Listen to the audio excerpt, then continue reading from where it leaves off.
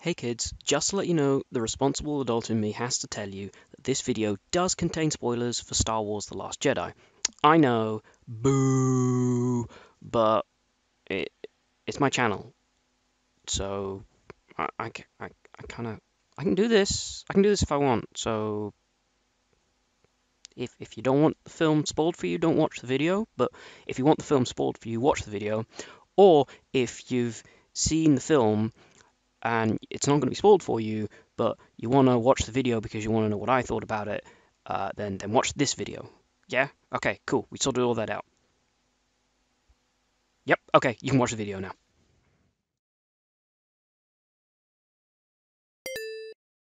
Hello everyone, and welcome to another Minecraft world game thing. So it's Christmas, or it's been Christmas, and you guys have all enjoyed your turkey and all your stuff that you do at Christmas, and oh god, it's turning nighttime. This was a bad time to start the recording, because now all the critters are going to come out, if it's set to critter mode, which I think it probably is, because I'm a fool. So I don't know when this video is going out. Is it doing a Christmas time video? Is it a thing video? Is it New Year's? Is it I just cut down a rubber tree, which I probably shouldn't have? Whoops. Flag over there. Oh. So I haven't done Minecraft in a while. I haven't done much in a while. I have been so stupidly busy that my free time has been non-existent. I've been sort of like dividing my time up between so many projects right now that I have just not had the time for videos. This is being rectified right now with me chopping up a slime. Stab the slime. Stab the slime. You can tell I recently died, so I lost all my lovely items. I think that happened in a video that you guys didn't see, or that you saw, but I don't remember making. Both are possible. I don't know if critters has been set. I don't know if we're actually going to get mob spawning. I think that since we killed a slime, well, I killed a slime. You guys did nothing. You just sat there and watched. Fat lot of help you guys were. You can tell I probably the pop guard for my mic has fallen off and has just decided to go on a holiday. So you're going to hear all the hissy noises I make. Ow! You are not welcome here. Thank you. So for this episode, since it's wintry, since it's festive, since it's Christmas, since there's a skeleton over there in the corner, plotting my doom, you know, that time of year, I thought we should go and explore this winter biome, because we've not done much topside exploring. And I want to get up some XP, because I need to start doing enchantments sometime soon. I don't have a nether gate yet, something I need to desperately build. But I need to be a high level anyway to do stuff. But I need to get a hold of blaze rods, because I want to start doing proper enchantments. I think you need blaze rods to do enchantments. I forget. No, I need books. That's what I need. Blaze rods are for potions. I remember this game, and how ridiculously bad I am at it. Hey, skeleton man. You're a real skeleton man, sitting in your skeleton land. You're a real creeper. Run the fuck away. You done? You about to know, you're really in for it. Oh, he went explosion. Have we got any delicious... No. I'm not delicious. Go away, zombie.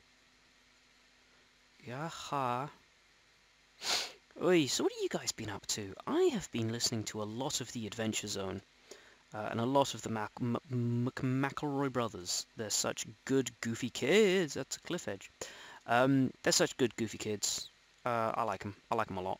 I've been listening to a lot of their stuff recently. I've also got back into Twitter. I started tweeting again recently. I don't know why. I guess because Facebook isn't my thing as much anymore. Twitter is quite nice. It's quite two creepers. It's quite two creepers. It's quite two creepers and a skeleton. It's exactly that. Fuck. Okay, so now we're out of the festive mode, we're in the nightmare horror mode, which again, for some, that is also Christmas. Hey, kill the zombie. Kill the zombie. Kill the zombie. Okay. Pretend you're what's-her-face from any competent woman. Pretend I'm Ada Wong. There we go. And I'll kill some zombies. And I'll just, skeleton boy. There's a skeleton. A skeleton. He'd count as a zombie, right? He's an animated body. I know I said I wasn't going to explore the underground, But, ooh. Ooh. And once again for the people at the back, ooh. So my little adventure, I did not pack a single pickaxe. Oh my god, I'm such a scrub. Why didn't I do that? Let's have a quick look. Quick look. Ooh, it's good stuff. It's good stuff. Bad stuff. That's bad. That is actually the opposite of the stuff I want in my life. And you are ruining it. Shush. There. Hachi machi. Right, this is all good stuff, but I don't have a diggy tool. I don't have a diggy tool. Well, I do have a diggy tool. It's the wrong kind of diggy tool. Oh, crap. Captain Explosion Man's over there. I don't want to be his friend. He wants to be my friend. I don't want to be his friend. Gotta kill him so we can't become friends. I know that sounds like the plot of a Stephen King novel, but hear me out. Die! No, not that. Oh, oof. I guess it works. Right. Boom, boom, boom, boom, boom, boom, boom, boom, boom. I need all of these and you guys to do this. This is the worst plan ever, but trust me, it's going to be awesome. Why did I put that so far away from the hole I need to... Shit! Not the hole I need to shit. I just... Well, okay, I don't need to now, because that guy just scared the poop out of me. Hello, tree, you're coming with me. Ow. You're going far away, little man. Far away. Qu'est-ce que c'est? I should give you some meat. Give a wolf boy some meat, and he'll become my dog boy. That sounds like a thing.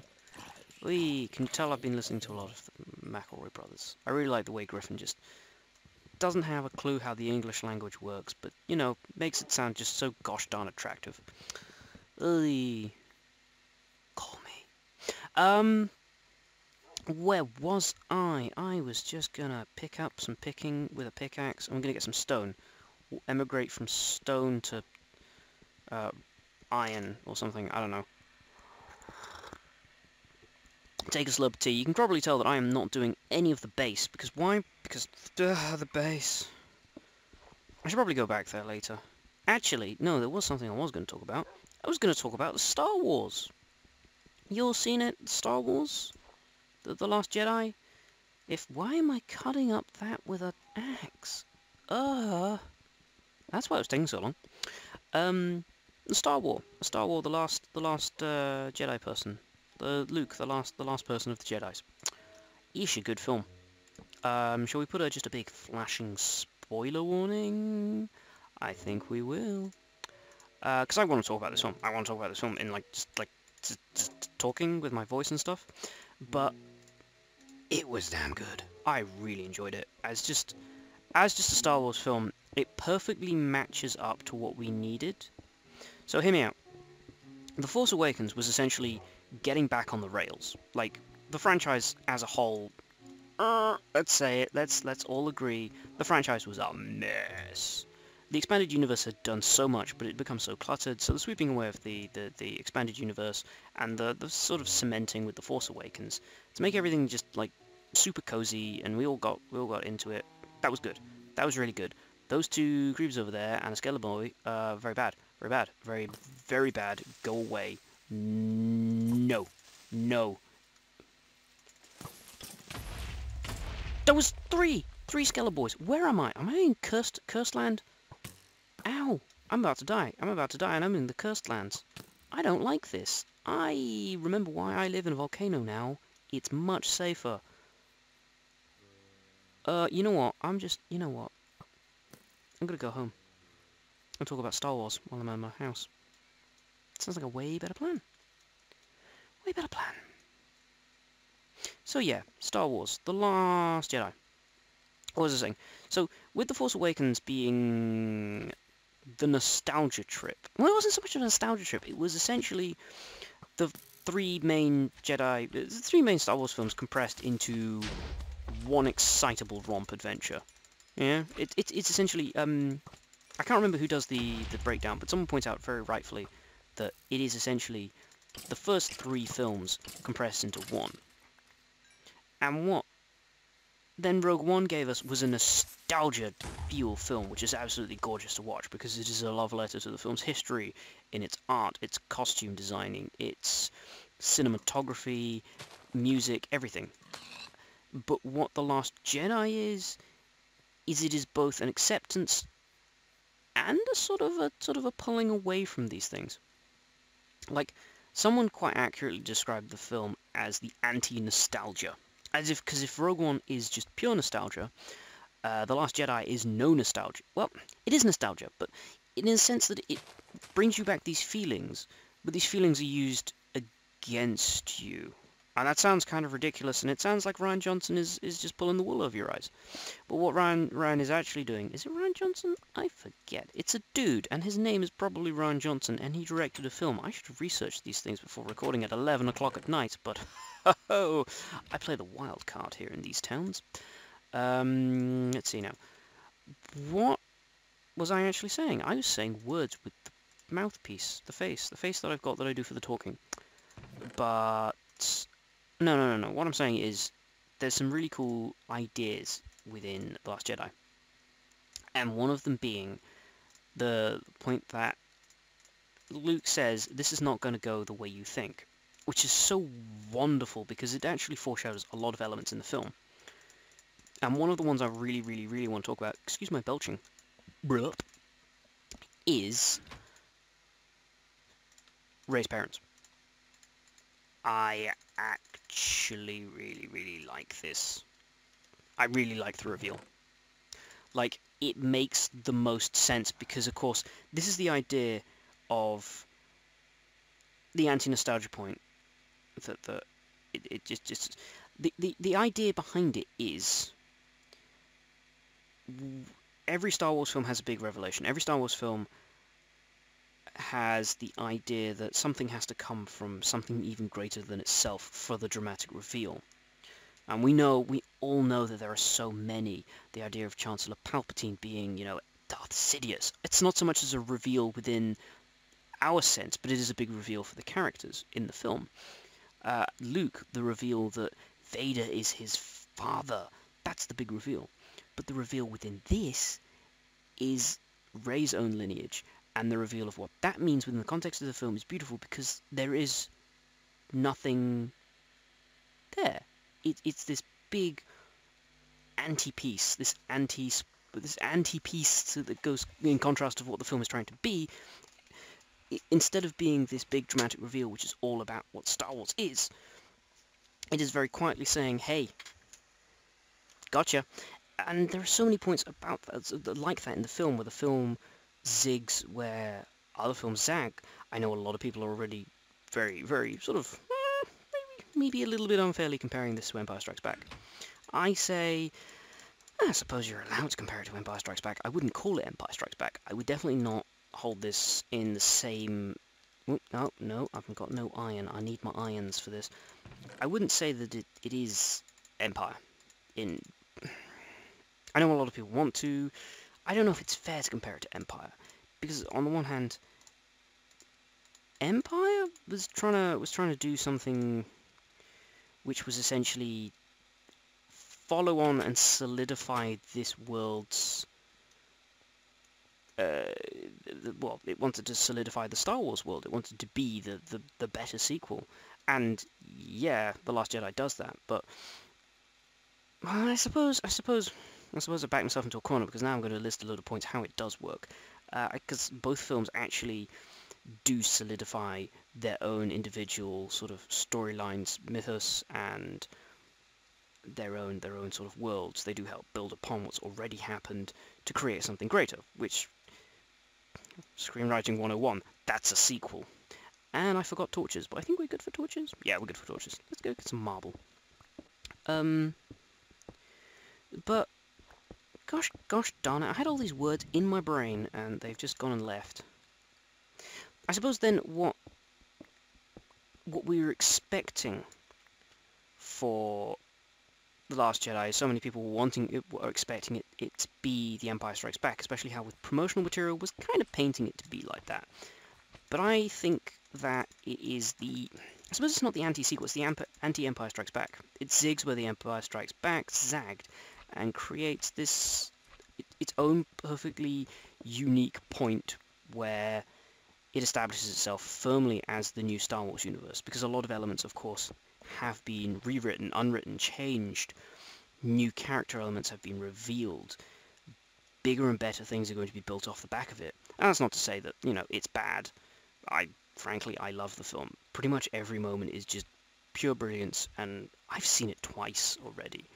I really enjoy...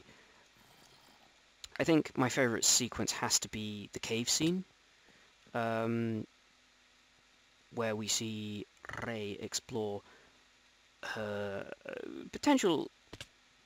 on my knees! The potential of her lineage, where she asks the cave, you know, show me my family, and she has shown nothing but an infinity. Or what she thinks is an infinity, where it's just, you know, herself sort of clicking her fingers and looping. I have a few theories about this, actually, and one of them is a bit far-fetched, but I really like it, so I'm going to share it with you. So, okay, sometimes, like, the Force gives you the answer to things, but not in the way you can quite understand it. Either because the Force isn't very good at doing the speaky language bits, or maybe because the Force is just likes to screw with you. But given that it's a dark side area, it might not be able to actually give you a straight answer, or it could just be generally screwing with you. But one of the really, really cool things was that cave. That sequence was really interesting, just because it was trippy. And we don't get trippy visuals in Star Wars. I mean, we've had odd dream sequences and weird moments, like the Luke fighting himself in the Empire Strikes Back, but that was a really short sequence, and visually it was just sort of, it's Vader, no it's not Vader, it's Luke, ooh, and that was foreshadowing and, you know, weird stuff. But I think this is the first time Star Wars has gotten proper trippy, unless there's stuff in the unless there's the stuff in the Clone Wars that I haven't seen. Ow. The fuck? Oh, it's you bastard. Go away. Shoo. Shoo. Shoo. Why am I fighting you with a pork chop? Stop changing hands. Damn it.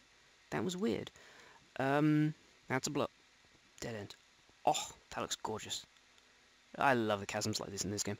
Oh, what would I do for a diamond pick? Axe. I think I already mined down here. Yeah, because this is a death point. Oh, was I a ding-dong and fell into lava? I was a ding-dong who fell into lava. It's just... I think I got hit with a bow and arrow.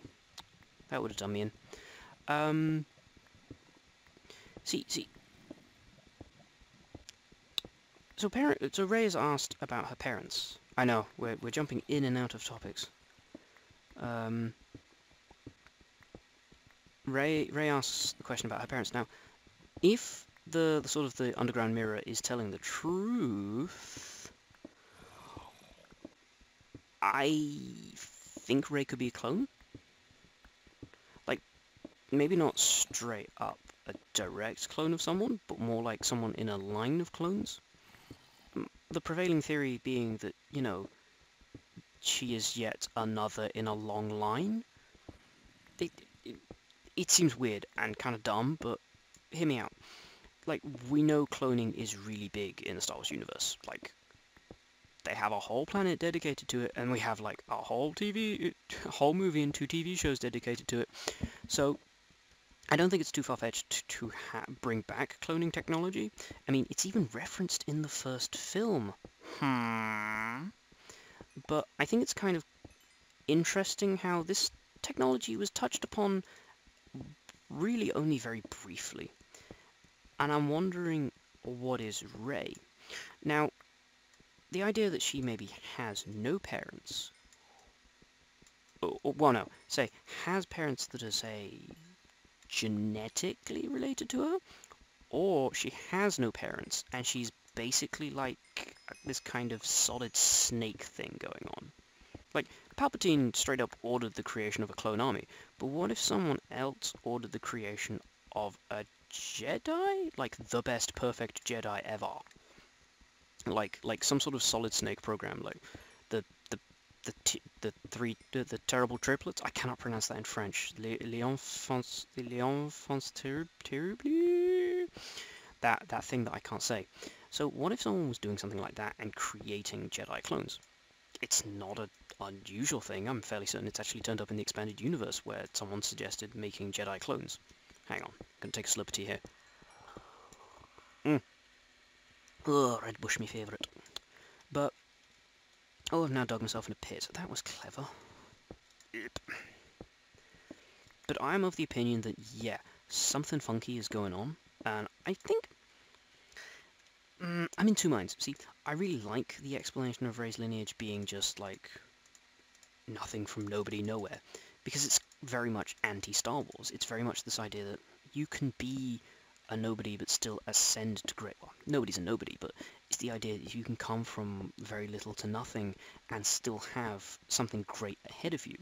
It's kind of the opposite of Kylo Ren. It's this nature versus nurture, where Kylo Ren is directly linked to greatness. His grandfather was Anakin Skywalker. His uncle is Luke Skywalker. You know, two of the most powerful Jedi in his family, and one of the most highly regarded political officials in the galaxy are his relatives, and yet he descends into this dark and horrible place and becomes pretty much irredeemable by the end of the film.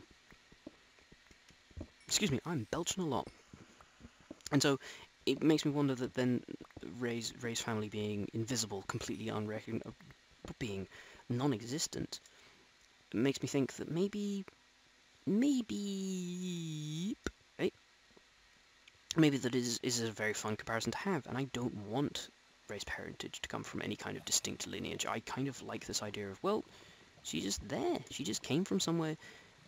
She was a girl with a stick you found in a desert. Because thinking about it, did anyone actually ever... Oh boy, this is going to end up badly. Oh. Okay, run from the zombie, run from the zombie, run for the... Sucker. Let's go, zombies can't hold shift. Almost fell in the lava, almost fell in the lava, almost fell in the lava. That could have been bad. Oh, thank you, I've been saved. Oh, I've been pinged in the corner. You can't hear that, but that was... Well, you probably can hear that. That was really probably very loud. Oi, oi, oi, oi, oi. Let's just escape this way while I just run away. Da da da da. Ha. Ha. Ha. Ha. Ha. Ha. Okay, so, what was I saying? I was saying words. Zombie! But that's what I think about, like, Star Wars. Oh, Snoke. So, okay, I've got to admit, unlike Rey's reveal, I'm a little bit annoyed we didn't get to know more of Snoke, if only because there was actually some kind of hype around Snoke's character. What he meant, what he was, where did he come from. In fact, I'm more invested in the villain's story because, at the end of the day, a hero with very little backstory is kind of interesting because it's not so much about their past, but about their future, because we know the hero's journey is eventually the story we're going to be most focused on. A villain, however, is there to be defeated and won't have a life beyond the story. You know what I mean? Like, a hero has life beyond the story because they're going to win, they're going to live on, and they're going to be something better than they were in the story. Hopefully, you know, in a perfect world. But as a villain, villains die at the end of their tale, as does Snoke.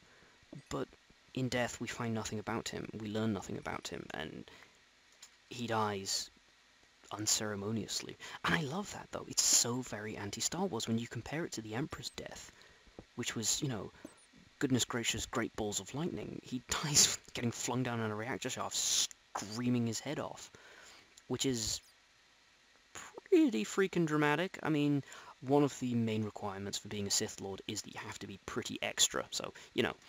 But Snoke is just taken out in blind betrayal that he didn't see coming because of his own hubris. Very similar to the... Hey, no you don't.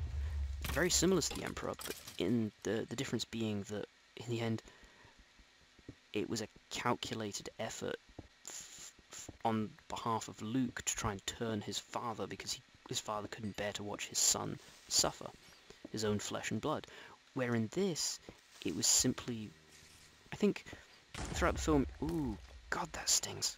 Ow, how did I not see that one? Creepers everywhere in these parts. So, in that, in Kylo's betrayal, I feel, however, it was far more along the lines as he had simply grown beyond Snoke. You know, he'd finally sort of learned, wait a minute, this guy's just joshing my chain. So he eventually decided, you know what, maybe I'm better off without him. I mean, hence why he lied about, you know, to Hux about, you know, Rey killing him, rather than just, you know, I take over now. It's a sign of his character growth. Negative growth, of course. I mean, it's very difficult for villains to have positive character growth. I suppose you could call it positive character growth in the sense that Kylo is growing a spine. I know that sounds mean, but when you consider that Kylo has been heavily manipulated all through his life, to watch him as a character now take a hold of his own fate to some degree is quite fascinating. Let's get rid of all this rubbish. Let's get rid of you, get rid of you, get rid of you, get rid of you, get rid of you, get rid of you. Okay, cool. It's kind of interesting to see him take his fate in his own hands now and be able to build upon it. And we also now see that there are far more underlying struggles with him and Hux, with Hux actually contemplating shooting him while he was prone on the floor, which makes me think that, you know, they're going to kill each other. One is going to kill the other at some point in the franchise's future. Maybe in an upcoming, maybe in the next film, one is going to kill the other because neither can trust each other now. Hux is obviously forced to take orders, but we can see by the final films of the scene. The final scenes of the film. Hello, words. How are you doing today? We can see that they're not working well together, and it's very much just a relationship of pure conflict. Hang on a second. I gotta answer my phone. Doodly-doo. Gotta press some buttons. Press some buttons and answer people.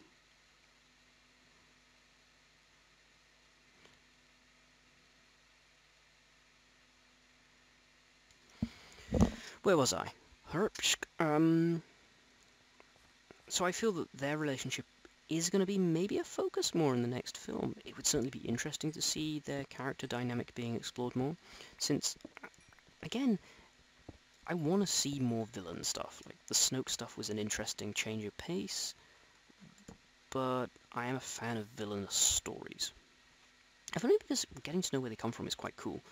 As we sort of, it's been explored in the sort of expanded, well, I wouldn't say expanded stuff, but in the background stuff for each character, we know that Snoke has had a pretty long history, and he's probably several thousand years old.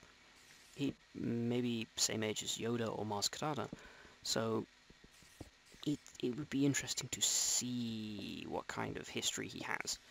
I would very much like an expanded universe novel, not expanded universe, a background, you know what I mean, kids, you know what I mean. Some sort of story to talk about his history, because, like, I want to know more. He's like a weird, mysterious character. Maybe I'm... The thing is, though, what is lore, what is backstory, and what is demystifying? Like, some people argue that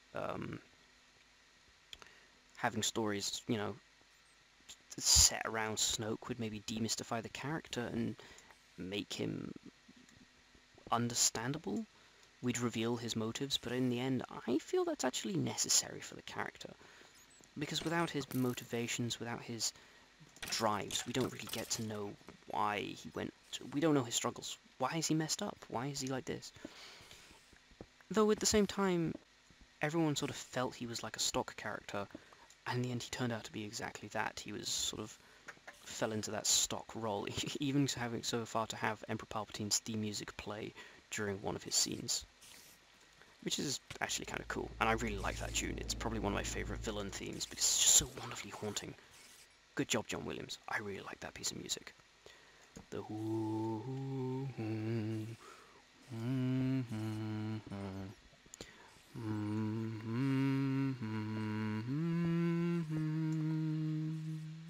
I love it. It's so creepy. But, what else do I want to talk about? Do I want to talk about Canto Bight? God, that's an amazing piece of set work. I love it. Also, Rose is now the most adorable character on screen at any given second. I love her. She's amazing. She is an actual ray of sunshine. which is, I think, is much needed. She really does help balance the sort of the darker aspects of the film while still retaining very much a human story element to it. Like, we often bring in, in fiction we have these characters which are the light and soul of the party, but then they seem to be, too sunny and too bright, while often detracting from what is very human elements of the story, when we do have lots of other human elements surrounding her story arc. She just is happy because she needs to be.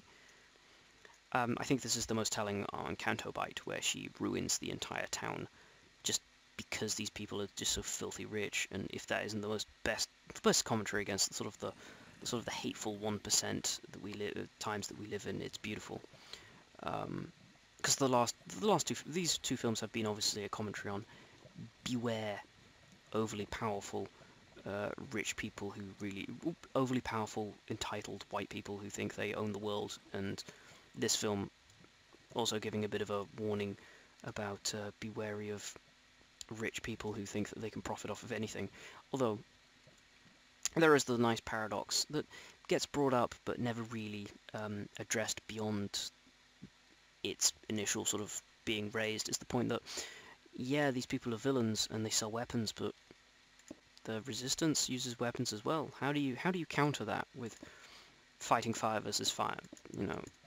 Because Finn points out that people who sell weapons are bad people. People who sell and make weapons, which is a fair point. They're not exactly saints, but at the same time, the resistance uses some of those weapons that these people make to,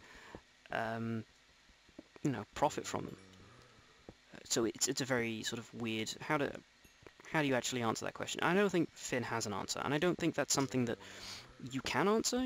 Is there a right way to go around this? Especially, I mean, for me, I am very, very much. Honestly, I am what was I say, I'm a pragmatic pacifist, or a technical pacifist. I don't want war. It's certainly entertaining on screen in films because, we get to watch bad people be taken out by the good people.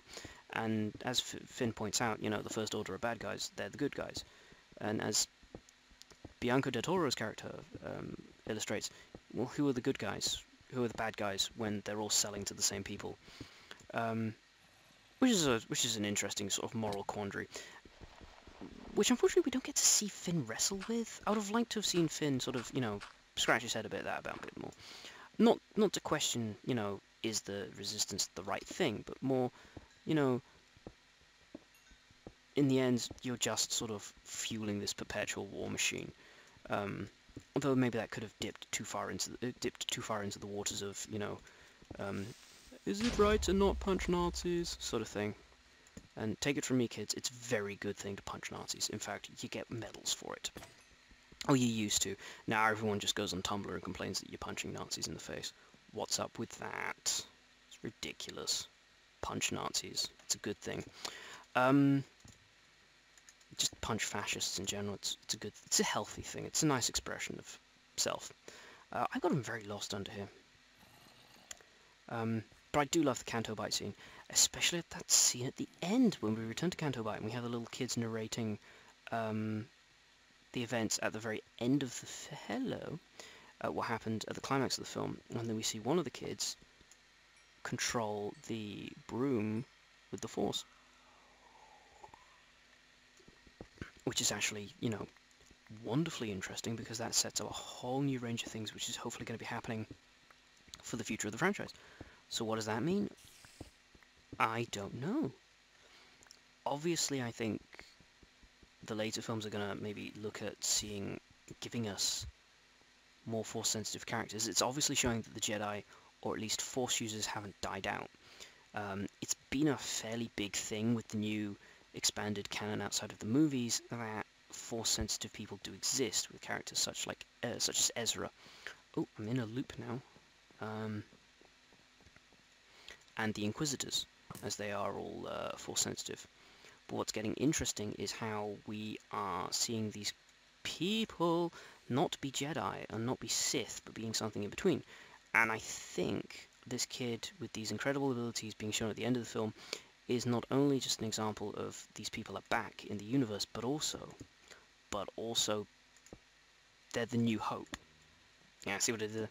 They are essentially the new hope for the galaxy, because these are the new people who will help. As Leia points out at the end of the film, they've started from less and they'll do it again. All they need is hope. Yeah, oh dear. Would you look at that? Oh geez. The recording seems to have kind of died after that. Yeah, something happened, some swearing was involved, but suffice to say, the video pretty much ended there anyway. There was about a minute of me just rambling on, but suffice to say, it was fun. I enjoyed Star Wars The Last Jedi, and you should go watch it, or again, or, you know, engage in healthy discussion about why Star Wars films are all good and we should just enjoy things for a change. Anyway, you guys, stay safe, stay beautiful, stay awesome, and I'll catch you next time. Bye for now.